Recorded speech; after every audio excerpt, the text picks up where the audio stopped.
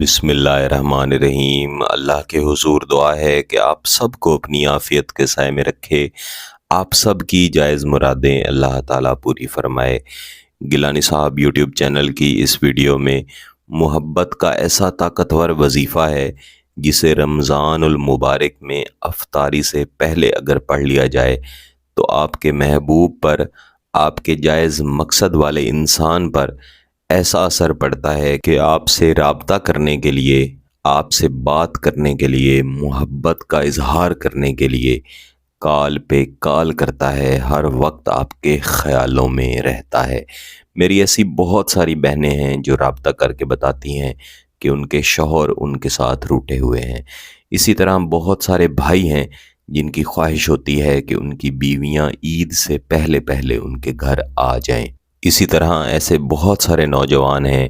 جو رابطہ کر کے ایسے وظائف، ایسی دعائیں بتانے کا کہتے ہیں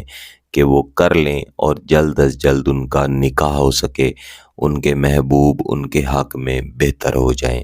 جب بھی آپ کا جائز مقصد ہوتا ہے تو جائز مقصد کو سامنے رکھ کے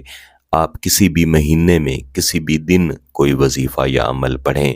انشاءاللہ اس کے بہتر اثرات ملتے ہیں۔ لیکن اب کیونکہ رمضان المبارک کا خوبصورت اور بابرکت مہینہ شروع ہو چکا ہے اور اس کی برکتیں سمیٹنے کا وقت ہے، تو اس وقت میں یہ دعا یا وظیفہ بھی ساتھ ہی اگر پڑھ لیا جائے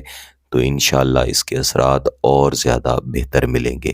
اس کے علاوہ آپ دیگر دنوں میں بھی، دیگر مہینوں میں بھی اس وظیفے کو پڑھ سکتے ہیں، لیکن اس کی زیادہ خاصیت افطاری سے پہلے پڑھ لینے میں ملتی ہے۔ صرف رمضان المبارک کے روزے ہی نہیں، آپ دیگر مہینوں میں اگر نفلی روزہ رکھ رہے ہیں، اس کی افطاری سے پہلے بھی آپ اس وظیفے کو پڑھ سکتے ہیں۔ اس وظیفہ کو پڑھنے کے لیے آپ کا روزہ دار ہونا ضروری ہے، یعنی آپ نے روزہ رکھا ہوگا، جب آپ افطاری کرنے لگیں گے تو اس سے تھوڑی دیر پہلے جیسے آپ دیگر دعائیں کرتے ہیں، اللہ کے حضور گڑ گڑا کے معافیاں مانگتے ہیں، اپنا جائز مقصد اللہ کے حضور پیش کرتے ہیں، اس کے ساتھ ہی آپ نے اس وظیفے کو بھی شامل کر لینا ہے اور ہر افطاری کے ساتھ آپ نے اس وظیفے کو پڑھتے رہنا ہے۔ بہتر ہے کہ کسی ایک عشرے کو آپ سلیکٹ کر لیں، مثلا پہلے عشرے میں اگر آپ اس وظیفے کو پڑھنا چاہتے ہیں تو پہلی افطاری سے شروع کر دیں، لیکن اگر آپ پہلے عشرے میں نہیں پڑھ سکے تو پھر دوسرے عشرے میں اس وظیفے کو اپنا معمول بنا لیں، اگر دوسرے میں بھی نہیں پڑھ سکے تو پھر تیسرے عشرے میں اس وظیفے کو اپنا معمول بنا لیں۔ انشاءاللہ العزیز عشرہ ختم ہونے سے پہلے ہی اس کے اتنے شدید اثرات ملیں گے کہ وہ شخص جو آپ کی طرف دیکھتا بھی نہیں، آپ کی وہ بیگم صاحبہ جو آپ کے ساتھ بات کرنا بھی پسند نہیں کر رہی، یا آپ کے شوہر جو آپ کو لے کے جانے کے لیے تیار نہیں ہے، آپ کی وہ محبوبہ یا آپ کا محبوب جو نکاح کرنا تو دور کی بات، آپ کی طرف دیکھنا بھی پسند نہیں کر رہا، انشاءاللہ العزیز اس وظیفہ کی برکت سے خود آپ سے رابطہ بھی کریں گے، آپ سے معافی بھی مانگیں گے اور جائز مقصد نکاح کی صورت میں دوبارہ آپ کے پاس شوہر کی صورت میں، بیوی کی صورت میں حاضر ہو کر پورا کریں گے۔ جیسا کہ میں نے پہلے عرض کی کہ آپ نے اس وظیفہ کو افطاری سے پہلے پڑھنا ہے،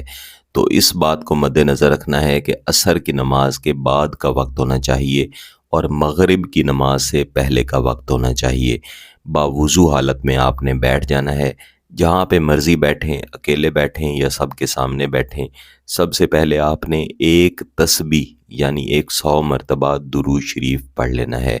اس میں درود شریف آپ کوئی بھی پڑھ سکتے ہیں جو بھی آپ کو یاد ہے۔ 100 مرتبہ درود شریف پڑھ لینے کے بعد آپ نے ہاتھ اٹھا کے جو بھی مسنون دعائیں آپ کو آتی ہیں وہ پڑھنی ہیں اور اللہ کے حضور اپنے جائز مقصد کی کامیابی کی دعائیں کرنی ہیں۔ اس کے بعد اپنے محبوب، اپنے شوہر، اپنی بیوی، جس کے ساتھ بھی آپ کا جائز مقصد ہے، اس کا تصور اپنے ذہن میں رکھتے ہوئے آپ نے اس وظیفہ کو دہرانا شروع کرنا ہے۔ اللہم ارزقنی الحب، اللہم ارزقنی الحب، اس وظیفہ کو آپ نے پڑھتے جانا ہے۔ کم از کم 100 مرتبہ لازمی پڑھ لیں، زیادہ سے زیادہ آپ جتنا مرضی پڑھتے رہیں، بہتر ہے کہ آپ اس کو پڑھتے جائیں یہاں تک کہ افطاری کا وقت ہو جائے۔ جیسے ہی افطاری کا وقت ہو آپ اس کو پڑھنا بند کر دیں، ایک مرتبہ درود شریف پڑھیں اور اس کے بعد افطار کی دعائیں کر کے کھجور کھائیں، اور روزہ افطار کر لینے کے بعد دوبارہ سے اللہ کے حضور دعا کریں۔ اس وظیفہ کے پڑھ لینے کے فوراً بعد ہی اس کے اثرات ملنا شروع ہو جاتے ہیں۔ جب محبوب آپ سے رابطہ کرے تو جلد از جلد جائز مقصد کی طرف یعنی نکاح کی طرف، شادی کی طرف جائیں۔ فضول گفتگو، گرل فرینڈ یا بوائے فرینڈ والے تعلق سے ہمیشہ پرہیز کریں۔ جب آپ اس وظیفہ کو مکمل کر لیں، مثلاً آپ نے 10 دن یہ وظیفہ پڑھا ہے اور اس کو 10 دن مکمل کر لیں، تو اس کے بعد کچھ نہ کچھ حسب توفیق خیرات لازمی کریں۔ جو طریقہ کار آپ کو اس وظیفہ کے پڑھنے کا بتایا گیا ہے، اس کے علاوہ بھی آپ چاہیں تو اس وظیفہ کو اپنا عمومی وظیفہ بھی بنا سکتے ہیں، انشاءاللہ اور زیادہ برکتیں ملتی رہیں گی۔ اگر آپ کا مقصد جائز ہے، اس کی اجازت چاہتے ہیں، تو گیلانی صاحب یوٹیوب چینل کو سبسکرائب کر لیں، گھنٹی کا بٹن دبا دیں اور اس ویڈیو کو ضرور لائک کیجئے گا۔ کسی بات کی سمجھ نہ آئے تو ویڈیو کو دوبارہ دیکھیں، پھر بھی سمجھ نہ آئے تو واٹس ایپ پہ رابطہ کر سکتے ہیں۔ بہت بہت شکریہ۔ اللہ حافظ۔